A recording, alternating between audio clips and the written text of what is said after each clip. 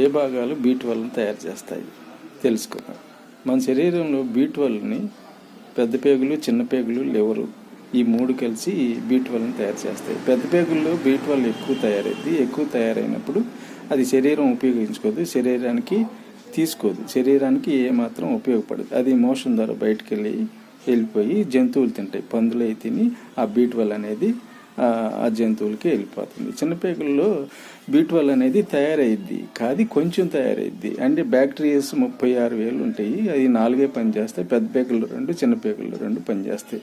అయితే చిన్నపేగుల్లో తయారైన B12 అదే వాడుకుంటుంది.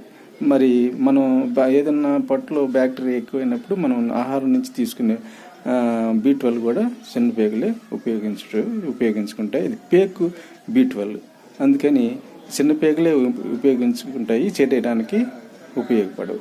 అయితే లివర్ అనేది మనం